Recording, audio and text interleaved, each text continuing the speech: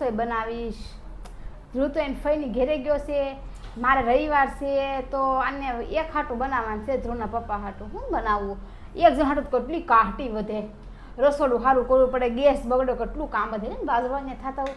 એને શું બનાવ્યું હશે? લે જરી જાવ ને. કોણ એ લોકો? એ કેમ છે ગીતા બેન? આવો શું કરો છો?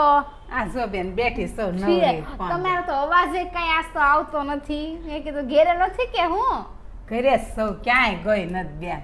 હજી તો કઈ રસોઈ પાણી આદરા નથી નાખતા કા? રસોઈ કરવા જ ઊભી થતી હતી ત્યાં તમે આવી ગયા.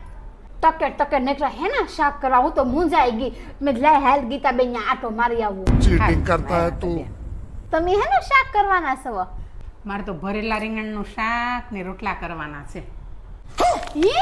આખા રીંગણાનું શાક કરવાનું છે? અમાર રીતેશ ને છે ને તમારા હાથનું આખા રીંગણાનું શાક બહુ જ ભાવે હો ગીતા બેન. હે મારું બનાવેલું શાક એને બહુ ભાવે. કાંઈ નહીં, 2 રીંગણા વધારે નાખી દઈશ, લઈ જાજો હો. હા, રીંગણાનું શાક આપો ઈ તો બરોબર, પણ છે ને ચીટિંગ રીતેશને છે કરતા ને હે રીંગણાનું તું. શાક આ રોટલો જ ભાવે અને બાજરીનો લોટ ઘેરે શિયાળની રોટલી એને ભાવે ને એવું થાય મારે. કાંઈ નહીં, તો એક રોટલોય વધારે કરી નાખીશ, લઈ જાજો. એમાં એવું છે ને ગીતાબેન, ધ્રુવ ગયો છે ને ફઈની ઘેરે અને માર તો રવિવાર છે. અત્યારે તો બપોર જમી લીધું એટલે અત્યારે મારે સાંજે જમવાનું નથી. રીતેશને એકને જ જમવાનું છે. પાછા એ 8 વાગે ને દુકાનેથી આવી જાય અત્યારે રાંધી નાખજો હો. તમારો જીવ બહુ મોટો ગીતાબેન.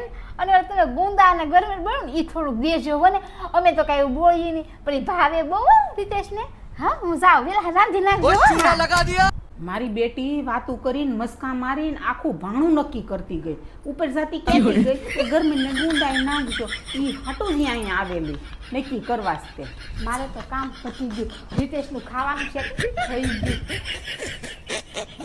અમારા આવા નવા વિડીયો જોવા માટે અમારી ચેનલને સબસ્ક્રાઈબ કરો.